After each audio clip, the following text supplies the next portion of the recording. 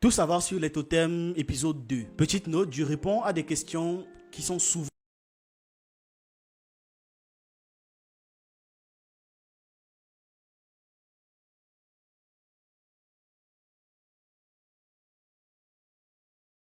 ici, c'est que vous ne pouvez pas avoir contradictoire. Par exemple, votre totem ne peut pas être en même temps une chèvre et un loup, vous voyez, un cerf et un léopard, ou encore un serpent et une grenouille, c'est pas possible. Si un de vos totems mange l'autre, vous n'allez pas vous en sortir dans la vie. Donc ce n'est pas possible d'avoir deux totems qui se combattent. Vos totems doivent être assez similaires. Par exemple, le lion, la panthère, l'éléphant, le rhinocéros, l'épervier, le corbeau, etc. C'est une des raisons pour lesquelles on fait.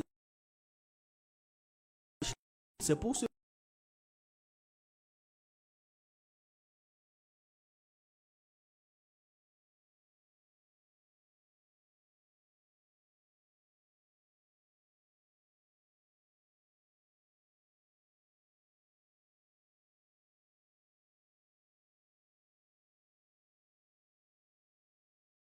ruiner les jeunes gens. Alors, on hérite des totems de nos parents, parfois de nos grands-parents, parfois tous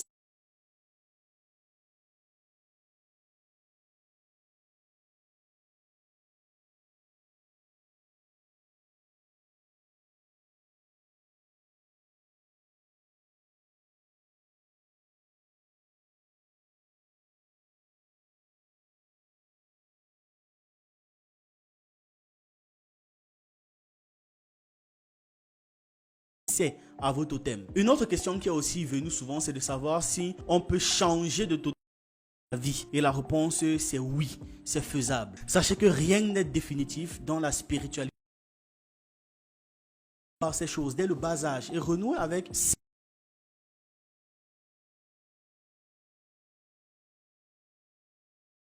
en Afrique. Je vous invite à investir dans l'Académie internationale Noah. L'Académie est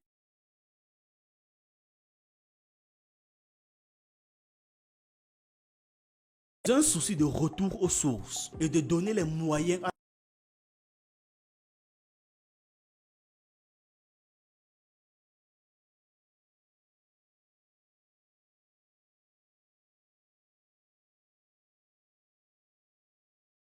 innover pour lui donner un nouvel enseignement comme l'histoire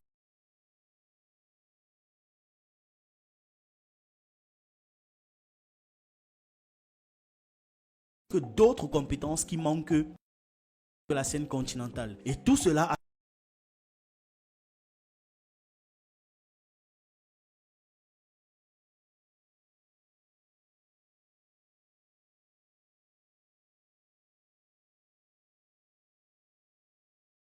adéquat pour qu'ils puissent travailler. Ou encore, au lieu de juste parler de l'entrepreneuriat, les élèves auront un budget à disposition pour travailler sur des projets concrets. Si vous êtes intéressé par ce projet qui vous fait gagner des retours sur investissement et en même temps participer à la formation de jeunes Africains particulièrement brillants, contactez ce numéro ou alors prenez-le en description. J'espère qu'on se retrouvera dans le groupe des investisseurs. Revenons au sujet de la vidéo, les totems.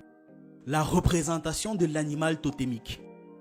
Il faut savoir que dans les rituels de totémisation, on ne vénère pas seulement l'animal, oui, l'entité mythologique, mais on vénère l'entité en elle-même et ses représentations. Donc, on va vénérer le lion de la savane en plus du symbole que représente le lion. Vous voyez, c'est sur plusieurs strates en fait. La statue que nous avons fait en l'honneur de cet ancêtre devenu lion par exemple, on vénère aussi cela car ce sont des manipulations énergétiques. Ce que je vais vous expliquer ici, c'est que quand votre totem c'est un lion, on a pris l'exemple du lion, on va continuer. Quand votre totem c'est un lion, vous devez comprendre qu'il ne s'agit pas seulement d'un lion mythique. Quand votre totem c'est un lion, même la représentation du lion compte dans votre ritualisation et compte dans votre vie au quotidien. Vous n'allez pas aller pisser sur la statuette d'un lion. Vous ne pouvez pas dire que vous ne tuez pas les lions le matin et le soir on vous retrouve en train de casser la statue d'un lion parce que cette statuette là c'est aussi un lion. Je ne sais pas si là vous me comprenez. La représentation du totem c'est le totem et il ne faut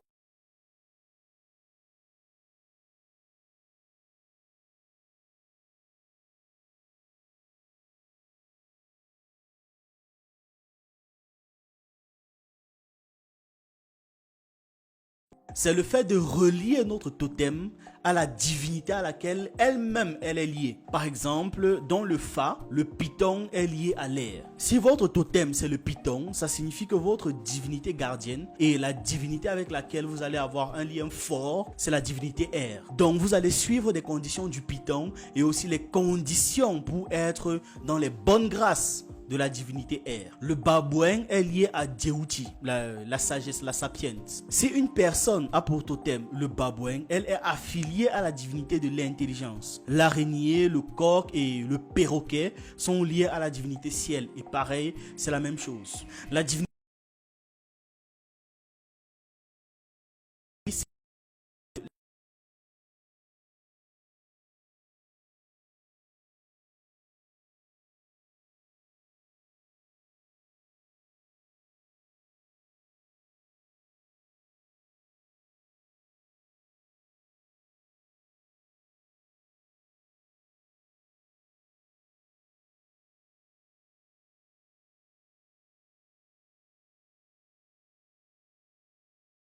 La planète Neptune est associée au perroquet, à la baleine et au python. Vous verrez donc que tous les animaux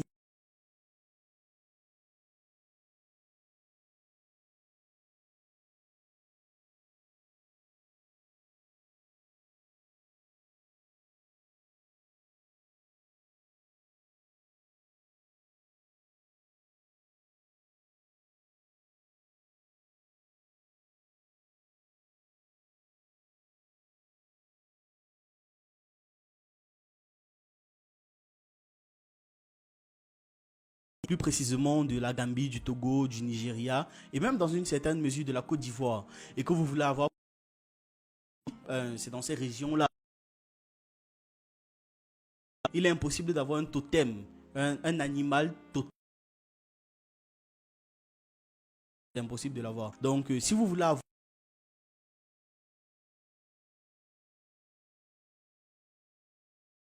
le voltige le plus haut, accompagné du faucon,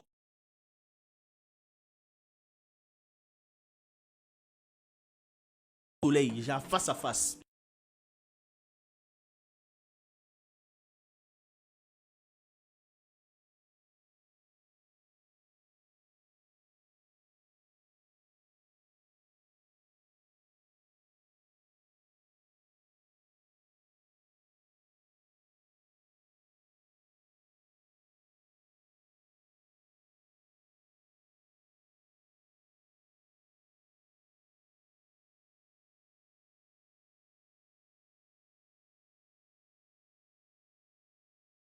Levé très haut en matière de fréquence. Si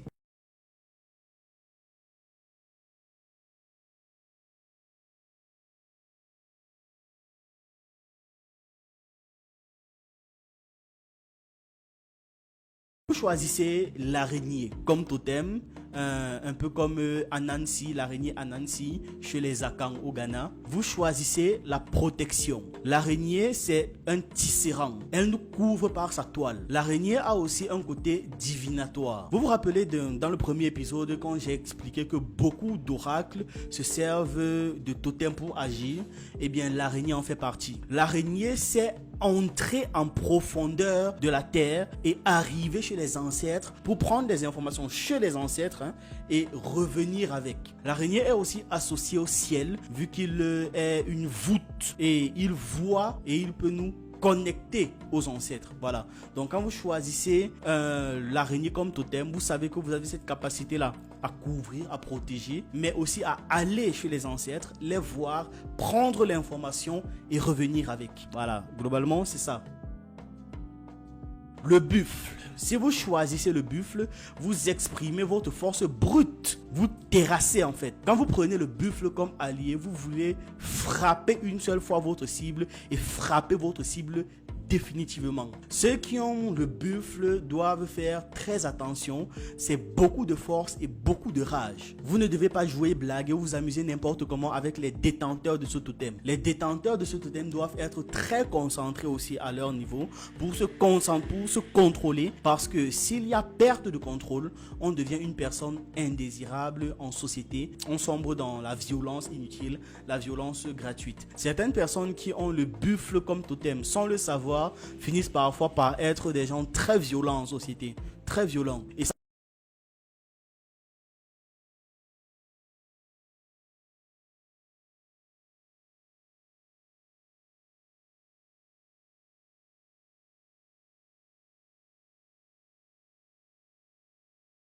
ou des enfants dans la société ou encore des animaux, ça ne vous aide pas et ça n'aidera jamais personne. Le crocodile ou le caïman, c'est la capacité de Oro à maîtriser l'eau. Donc, c'est votre capacité à maîtriser l'eau. Si vous avez un crocodile comme allié, vous ne mourrez pas dans l'eau. C'est extrêmement difficile et ça relève même d'une anomalie très rare, voire d'un assassinat, parce que c'est un allié sûr. Évidemment, vous ne pouvez pas être crocodile, puis porter les chaussures en peau de crocodile, les ceintures en peau de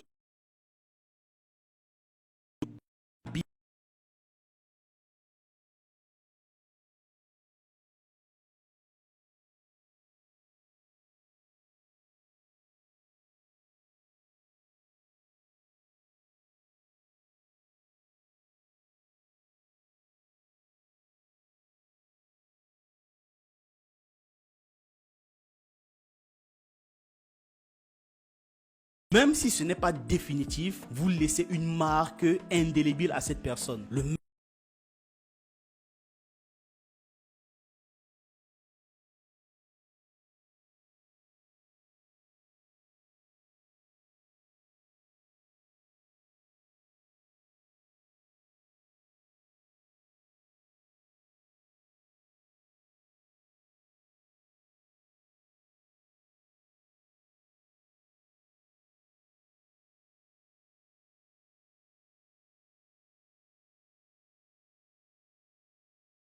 La vidéo sur les totems, plusieurs semaines, parce que c'est pendant le montage.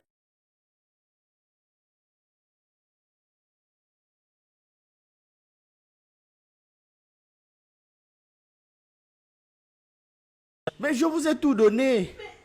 Maintenant, je suis obligé de retourner. Donc, vous êtes là, venu voir. Non, donc, je m'étais arrêté à quel niveau?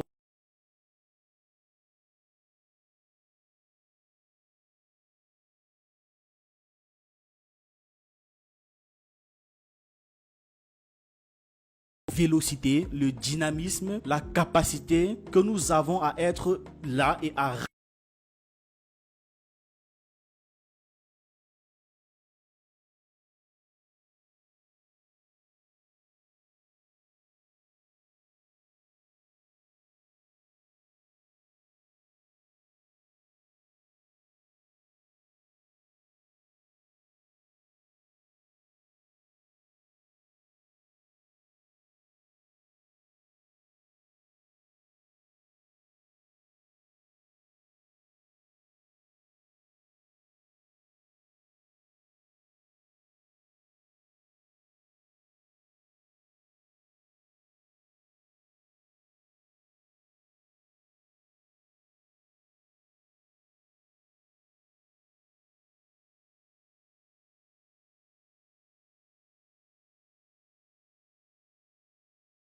la capacité de directement causer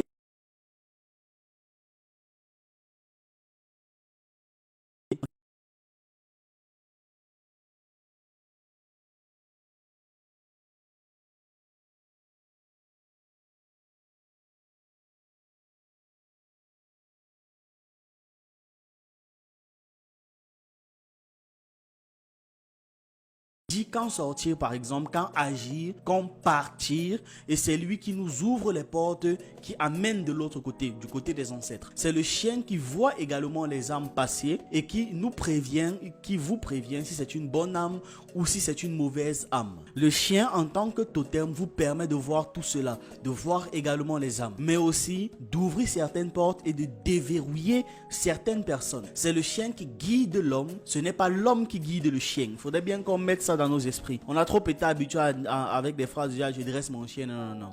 C'est le chien qui guide l'homme, ce n'est pas l'inverse.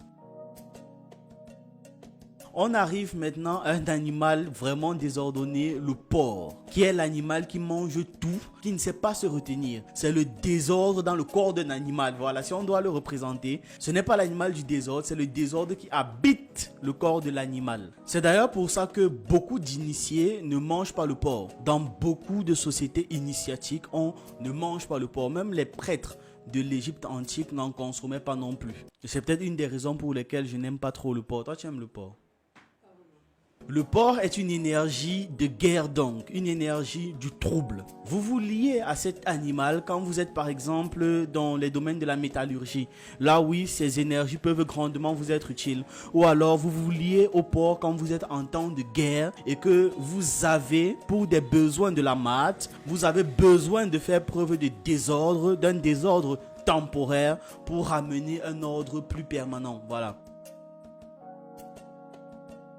On arrive au crabe. Le crabe a une capacité divinatoire. Voilà. En plus de savoir attaquer et pincer quand il le faut, ce sont les messagers. Les crabes sont les messagers des divinités de l'eau. Uniquement des divinités de l'eau. On dit des crabes qu'ils viennent avec un message. On va regarder les couleurs du crabe, ses traits, et comprendre le message divinatoire que les divinités de l'eau veulent nous transmettre. Donc, si vous vous liez au crabe, vous devez savoir ça. Vous serez des messagers des divinités de l'eau. Le léopard, un animal très célèbre que vous avez très certainement vu en Afrique, surtout avec les parures et tout ça là. Le léopard, c'est le véritable maître, le véritable roi. On pense souvent à tort que c'est le lion à cause de la culture populaire, mais c'est le léopard le vrai roi. C'est pourquoi dans la plupart de nos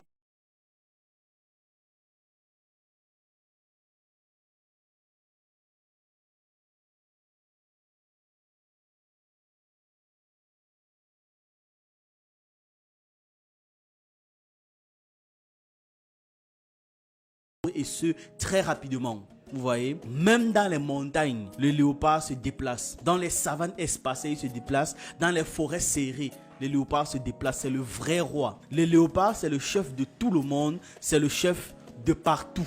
Le léopard est directement connecté à Osiré. C'est celui qui, après sa mort, décide d'organiser, de codifier, d'ordonner et d'édicter. Lorsque dans le royaume même, le roi est dépassé par une situation, on fait appel aux hommes léopards, à la société des hommes léopards. Et donc cette société des hommes léopards représente le dernier rempart de défense d'un royaume africain. L'éléphant, très fort, très calme, il faut éviter à tout prix de le mettre en colère parce qu'il détruit tout une fois qu'il est en colère. Quand on le prend comme allié, quand on le puissant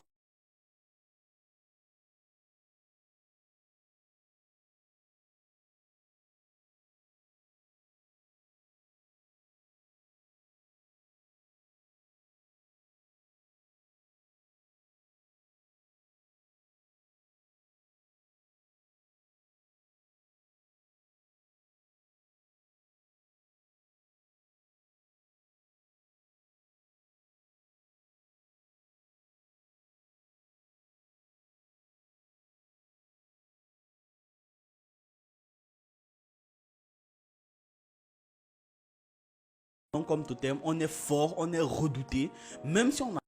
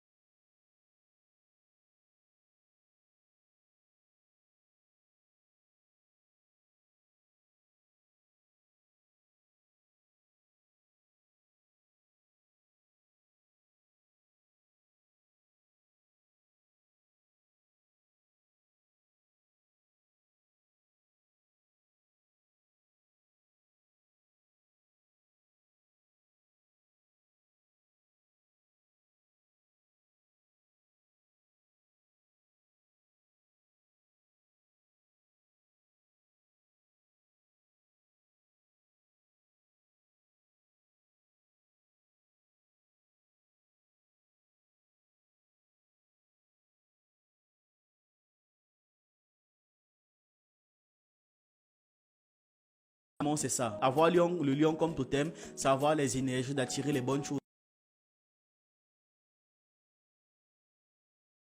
Avoir levé le petit doigt, et c'est aussi avoir la capacité de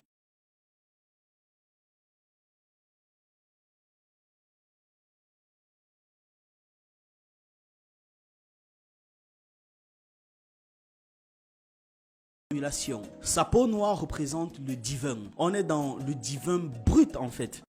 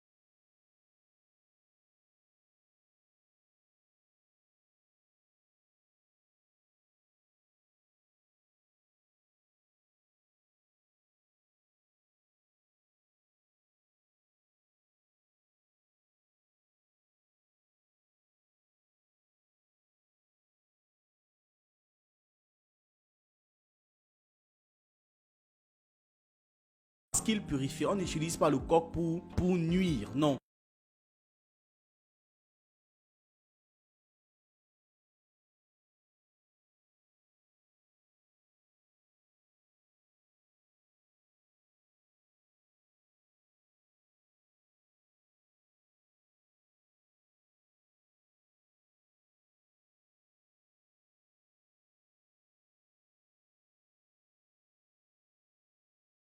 La réincarnation de la vie, voilà. Un autre animal, le singe, qui est très véloce et qui est toujours au taquet. Vous allez voir, les singes sont toujours en train d'essayer de suivre à gauche, à droite et tout. Donc, lorsque nous prenons le singe comme totem, on augmente notre capacité de concentration, notre hâte, notre attention. On associe souvent le singe aux morts. Ces êtres-là qui sont un peu humains, mais pas totalement humains. Et donc, ils peuvent nous connecter au monde des morts. Donc, quand vous avez comme totem un singe, vous êtes très attentif, très agile et vous pouvez vous connecter au monde des morts. La grenouille, elle est liée à l'eau, à la fécondité, au mystère et aux signaux de l'autre monde. Voilà, tout simplement. La tortue, qui est le gardien des secrets, il représente le mystère, la protection et l'intelligence. La tortue se déplace lentement parce qu'elle est prudente. Voilà. La vache, c'est la richesse, la capacité à avoir des enfants et à nourrir ses enfants. C'est aussi la capacité à être dans le monde visible et le monde invisible. Évidemment, à être sensuel. C'est le symbole même de la poitrine de la femme. Voilà. Ces énergies, les énergies de la vache entrent dans les seins de la femme et la femme les restitue à son époux durant les rapports sexuels et aux enfants durant l'allaitement. La vache est donc un grand symbole de la fertilité et de la maternité. Donc voilà, j'étais en train d'écrire une vidéo sur 1xBet, les paris sportifs et le fléau que ça peut représenter en Afrique. Donc je vais vous laisser là. Globalement, c'était pour vous expliquer les grandes lignes. On se voit donc dans une prochaine vidéo au TEP. J'espère que vous n'allez pas perdre les rushs cette fois-ci. Bien coupé, moi je vais continuer ma vidéo.